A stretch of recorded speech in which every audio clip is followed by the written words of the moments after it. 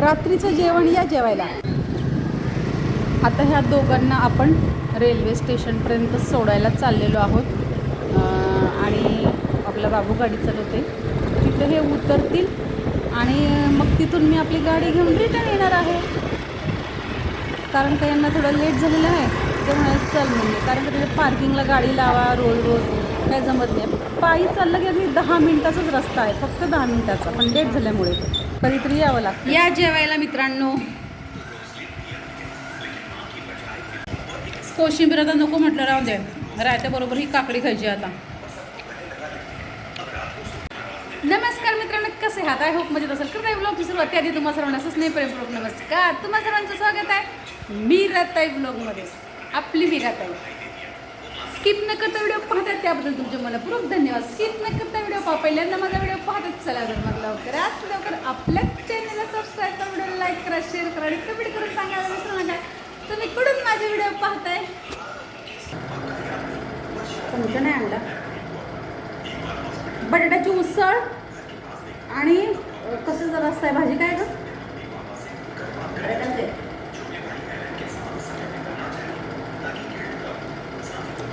आणि वाल बटाट्याचा रस्सा, बटाट्याची उसळ, रायता, चपाती, फरसाण, बस एवढंच. या मित्रांनो जेवायला.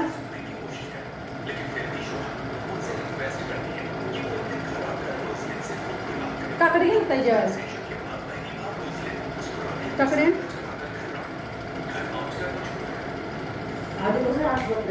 दही खाल्लं की डोकं दुखतं, पण जबरदस्तीने मुलं देतात दही खायला.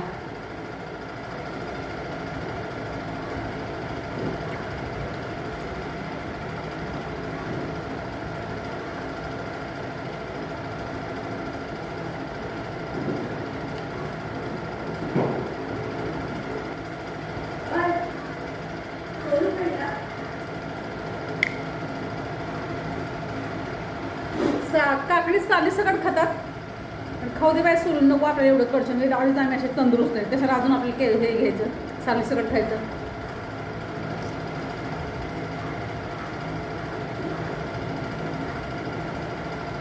हा भाजी एकच नंबर.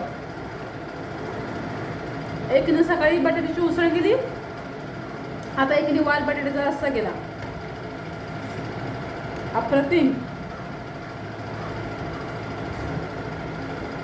मला चमचा आणि एक काट्याचा.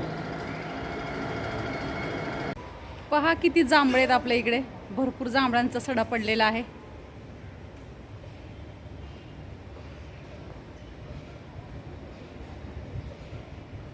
जांभळे पण एक पण चांगलं नाही, सगळे पक्ष्यांनी खाल्लेत. जाऊन दे, नको चल. मी आपलं सहज म्हटलं जाऊन बघ ग. असू दे मित्रांनो. मोबाईल बनवायला टाकला, आत्ता आणला मी. मोबाईल घेऊन आले, आता मोबाईल घेऊन आले मी. मोबाईल ना करमळ्याला बनवायला टाकला होता, म्हणजे कधी सोमवारी मी दाखवला मोबाईल. 8 दिवस झाले. आणि पूजेच्या पिशवीमध्ये मोबाईल ठेवलेला सप्त्यामध्ये, काल्याच्या कीर्तनामध्ये. ती पिशवी मांडीवर घेतली, तेलाची बाटली थोडीशी कल्ली, असं स्प्रिंगवाला त्याचं झाकण होतं, असं थोडंसं बटन दाबलं गेलं, तेल बाहेर आलं, मोबाईलमध्ये लागलं होतं. आणि मी तेव्हापासून साऊंड खराब झालेला मोबाईलचा. मग मी दुकानामध्ये दाखवलं. तिकडे पण सॅमसंगची गॅलरी आहे, तर गॅलरीमध्ये घेऊन गेले. मुलांनी मला ॲड्रेस पाठवला, मी गॅलरीमध्ये घेऊन गेले. त्यांनी सांगितलं मालक नाही, मालक आल्यावर बघू. आणि मी म्हटलं मालक नाही, मग हे तुम्ही कशासाठी आहेत? ते म्हटले नाही ना, ते मालक येतील तेव्हा आम्ही बघू. मग म्हटलं बघा समोर दुकान आहे, तुम्ही तिथे जाऊन पण घेऊ शकता. म्हटलं जाऊन ते आपल्या तर कुठे वेळ हुजत घालल्या त्यांच्याशी. मग गेले मी समोरच्या दुकानामध्ये. त्यांनी सांगितलं साऊंड फाटलेला आहे, साऊंड त्याचा खराब झालेला आहे, साऊंड बसवावं लागेल. आम्ही म्हटलं ओरिजिनल बसवणार का? नाही म्हटलं डुप्लिकेट, 250 रुपये खर्च येईल. मुलाला फोन केला मी इथे यांना. ते म्हटलं मम्मी काही करू नको, तसंच राहू दे, जेव्हा इकडे येशील तेव्हा करू आपण. म्हटलं ठीक आहे. चालवलं मी तोपर्यंत. तर तरी मी 100 रुपये खर्च आला. मी वरनं असं ते स्क्रीनला बसवलं मी, वॉलपेपर असं काय म्हणतात ते वरचे पेपर बसवला मी. आणि मग इकडे आले आणि आज मोबाईल बनवायला टाकला. सॅमसंगच्या गॅलरीमध्ये टाकलं बनवायला. साऊंड फाटला नाही काय नाही. तो म्हटलं आतमध्ये तेल गेले. त्यांनी सगळं मोबाईल काय स्वच्छ केलं. 1 तास आम्ही मोबाईल ठेवून घरी आलो. फक्त 235 रुपये त्याचं बिल आलं. पहा, मुंबई आणि हे कधीच ऐकत नाही आहे. एकसे एक इकडे कारागीर आहेत. कुठलंच काम वाढत नाही, कुठलंच काम. गरज असते त्यांना, एक नसतं तर दुसरा उभे असतो. आणि पण गावच्या ठिकाणी जे मोठे मोठे मॉल टाकून बसलेत ना, दुकानं वगैरे, त्यांना कमवण्याचं काही पडलेली नाही आहे. फक्त दाखवण्यासाठी ते दुकान टाकलेत असं मला तर वाटतं. कारण का बरेच कोणीही असो, मेकॅनिक असो, तीच परिस्थिती. त्यांचा रुबाबच जास्त बघून घ्या. त्यांना आपण एक सांगितलं तर ते त्यांचंच सांगून मोकळे होतात. मग तो मेकॅनिक असो, वायरमॅन असो किंवा अन्य पुढे असो, एवढं त्यांचं एवढं फुगिरी फालतुगिरी चालते ना त्यांची, का विचारूच नका. पण मुंबई ऐकत नाही.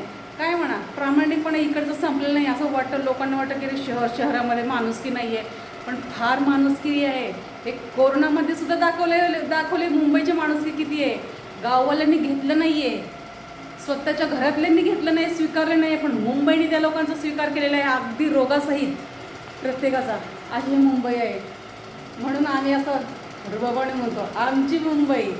काय आपलं शेवटी आपलं गाव असून पण काय उपयोगच नाही आहे तिथे. हे अशी लोक करतात. प्रत्येक गावच्या लोकांनी पण सुधारलं पाहिजे. मी तुम्हाला माझं मनोगत व्यक्त केलं आणि हे खरं आहे. जे मी बोलले ना, अगदी तळमळीने बोलले. चला तर मित्रांनो, मी मीराताई तुमची रजा घेते. मी तर सांगते पुन्हा रोज होणारे नवीन उद्याच्या व्हिडिओमध्ये. तोपर्यंत धन्यवाद. काळजी घ्या स्वतःची आणि इतरांची. बाय मित्रांनो.